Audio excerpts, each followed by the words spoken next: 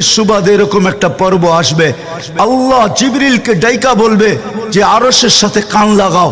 তো দেখবে যে আরশের সাথে কান লাগা একটা ক্ষীণ আওয়াজ আসতেছে, যেইখানতে বলতেছে হান্নান মান্নান আনকিদনি, ও হান্নান মান্নান আমাকে বাঁচানা। তো জিবরিল বলবে বড় ক্ষীণ আওয়াজ, হান্নান মান্নান বলে বাঁচাইতে বলতেছে। বলছে জিবরিল দৌড়ায় যাও, আমার বন্ধুর উম্মত আমাকে বাঁচানোর জন্য ডাকতেছে। জিবরিল যাবে দোজখের কাছে, মালিকের কাছে যাবে। মালিক লিস্টি দেখা বলবে কেউ বাকি নাই, আখরাস তো সবাইকে বাহির করে দিছি। ফিরে আসবে, আবার শোনাবে, আবার যাবে, আবার ফিরত আসবে।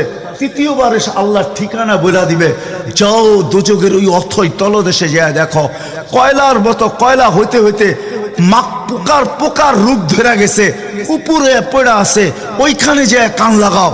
তো দুইজনে যে কান লাগাবে, তো দেখবে ওইখান থেকে ক্ষীণ আওয়াজ বাহির হইতেছে, ইয়া